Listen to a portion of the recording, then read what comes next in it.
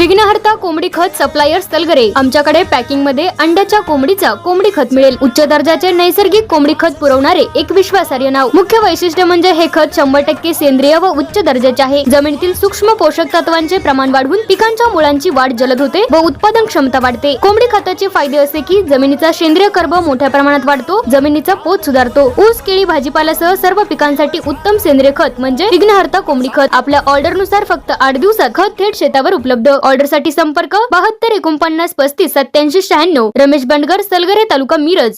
प्रत्येक बातमीतील घटनेच्या वास्तविकतेची तुलना थेट पाहत रहा सांगली अपडेट।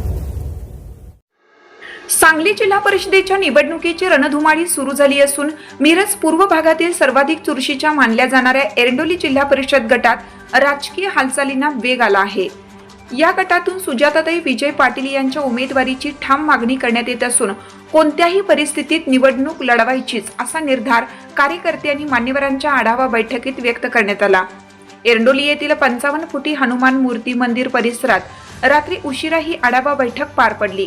या बैठकीत काम करणाऱ्या उमेदवारालाच न्याय मिळाला पाहिजे अशी स्पष्ट भूमिका मांडण्यात आली। कोणत्याही दबावाला बळी न पडता मागे न हटण्याचा निर्धार यावेळी सर्वानुमते करण्यात आला। बैठकीस मोठ्या प्रमाणात कार्यकर्ते तसेच परिसरातील मान्यवरांची उपस्थिती होती।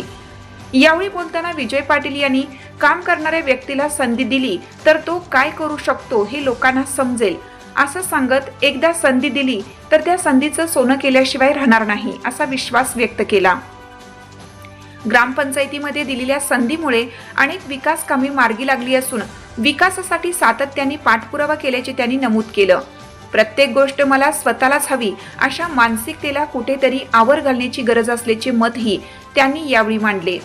या आढावा बैठकीला सुरेश बापू कोळेकर, त्यागराज पाटील, सुरेश हारगे, पिंटू निंबाळकर, सतगोंडा कुंडेवाडी, किरण खरात, सहादेव कायपुरे, विजय शिंदे यांच्यासह अनेक मान्यवर व कार्यकर्ते मोठ्या संख्येने उपस्थित होते।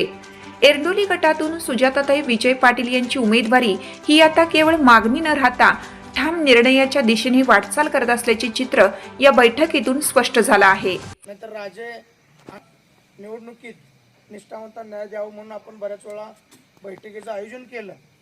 माणूस बारीक सारी गोष्टीत न्याय होता, पण जी भाजपमध्ये निष्ठावंत एक गट आणि पक्षवाढीसाठी आपण नवीन रूपांतरित एक गट, त्या दोन्ही गटाचा विचार करून भाऊ तिकीट देतील या भूमिका शेवटपर्यंत होत्या। पण सगळ्याच या उमेदवारांची रस्सिकेच्या मतदारसंघात लागली आणि प्रत्येक माणसाला वाटायला लागले की मलाच उमेदवारी पाहिजे। पण आता काय व्हायला लागले, उमेदवारीचं निश्चित माहीत नसल्यामुळं किंवा सावधगिरी नसल्यामुळं आपण कुठल्या पार्टीतनं लढायचं कुठल्या पार्टीतनं नाही ह्या भूमिका ह्या आता वरल्यांच्या जाता आहेत। बापू या मतदार विजू पाटील आपण जिल्हा परिषदसाठी उमेदवारी मागणी केली। परत भाजपमध्ये महेश मोरे मागच्या वेळी भाजपमधून निवडणूक लढवल्यात, हे इच्छुक आहेत। कोण दिसतात, गाड्या दिसतात, घोडे दिसतात, हे सगळं दिसतं। आता दाजी पण 15 वर्ष आमदारकी केली। आम्हाला काय काय म्हणजे शिक्षणाला काय काय त्रास झाला, आमदाराची नातू म्हणून आम्ही फिरत होतो, पण आम्हाला आमच्या बापानं सगळ्या गावातनं भिका मागूनच आमचं शिक्षण केले।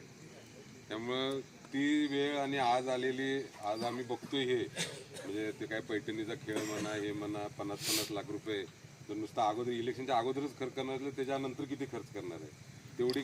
प्रमुख सगळे सरपंच आणि प्रमुख पदाधिकारी जाऊन भाऊंना आम्ही एकदा बंगल्यावर भेटलो, एकदा पेठला भेटलो। भाऊंना सांगितलं की तुम्ही निष्ठावंतामध्ये कुणालाही द्या, आम्हाला जे आज ही मत नाही उद्याही नसणार आहे, तुम्ही ज्याला कोणाला देशील आम्ही त्याला निवडून आणण्यासाठी आम्ही सगळेजण प्रयत्न करू। पण जी काल प्रवेश केल्यात आणि ती तुम्ही त्याला उमेदवार द्या, अजून त्यांचा काँग्रेसने त्यांना एवढं भरभरून दिलं की पंचायत सभापती दिले, जिल्हा परिषद दिल्या, परत गावचे सरपंच होते, 2 वेळा दिलं, गावाने दिलंय सगळ्या बरोबरून। मग तुम्ही थांबाची पूर्वती ठेवा ना, बाबा काय आम्ही काम करतोय ना भाजपमध्ये, त्यांनी मोठं तुम्हाला बोलवलंय। तुम्ही जर सगळ्यांनी म्हटला तू थांब बाबा, तू काय उभार नकोस, तर माझी आज ही थांबायची तयारी आहे। आपल्यातला कोणी उमेदवार जर उभारायला इच्छुक असेल तर आपण त्याच्यापाशी मग ठाम राहूया, आपण त्याला निवडून आणण्यासाठी प्रयत्न करूया। आता म्हणण्यासारखं 2009 पासून आम्ही सुरेश भाऊंचं काम करतोय। त्या 2009च्या पहिल्या इलेक्शनला एवढं काय आम्ही सक्रिय नव्हतो, पण त्याच्यानंतरच्या इलेक्शनला आम्ही पूर्णपणे ताकदीनं सक्रिय झालो।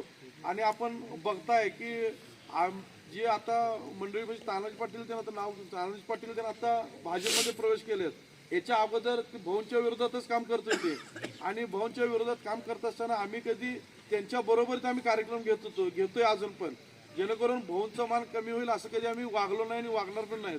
कारण त्यांनी ज्यावेळेला भाऊ विरोधात होते, भाऊंच्या विरोधात होते, त्यावेळेला सुरेश खाडेला फिरून देत नाही, त्यांना केवळ त्यांचं येऊन देत नाही, अशापर्यंत मजल व्हायची. गणपती आता मी काल बी बापूंच्या वाढदिवसाला बोललो की गणपतीचं आम्ही स्टेज म्हणलं तर स्टँडवर गणपती तटवले. म्हणजे एवढ्या खालच्या पातळीचं राजकारण या मंडळी करतात, पण आम्हाला काय त्या याच्यात जायत नाही. बाकीचं मी विषय तिथं बोलेन, पण मी आज तुम्हाला निवडणुका होऊ घातलेल्या आहेत. या जिल्हा परिषद आणि पंचायत समितीच्या आढावा बैठकी संदर्भात, निवडणूक लढण्याच्या संदर्भात बैठक आयोजन करण्यात आली होती आणि या बैठकीच्या दरम्यान गावातील प्रमुख नेते मंडळी सुरेश बापू असतील, विक्रम बापू असतील, साधू कायपुरे असतील, राजू पाटील असतील, रमेश पाटील, दीपक पाटील, राहुल पाटील, सुरेश शेजुळे, पिंटू सरकार, विजय शिंदे अध्यक्ष, लक्ष्मण तात्या, म्हणजे गावातील प्रमुख मंडळी, पप्पांना गुंडेवाडी असतील, भानदास खोत अण्णा असतील, म्हणजे गावातील नानासाहेब मिरजे, नानासाहेब पाटील,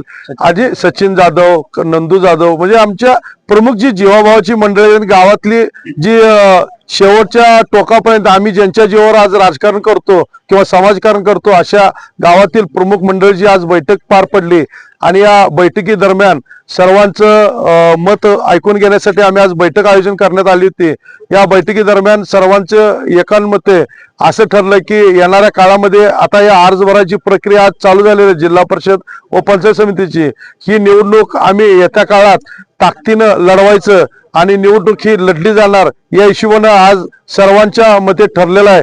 या येत्या 2-4 दिवसामध्ये 21 तारखेपर्यंत अर्ज भरायची प्रक्रिया आहे आणि ही प्रक्रिया आम्ही ताकदीनं आम्ही सर्व लोक अर्ज भरून येणाऱ्या काळामध्ये ही निवडणूक लढवणार आहे आणि कोणत्याही परिस्थितीमध्ये आम्ही निवडणूक ही लढणारच आहे. आपण या जनतेचे प्रश्न सोडवण्यासाठी या जिल्हा परिषद आणि पंचायत समितीच्या माध्यमातून या मैदानामध्ये उतरणार आणि या वितरून या विजयापर्यंत पोहोचणार एवढी मी हनुमानाच्या चरणी प्रार्थना करून एवढं माझे 2 शब्द थांबवतो.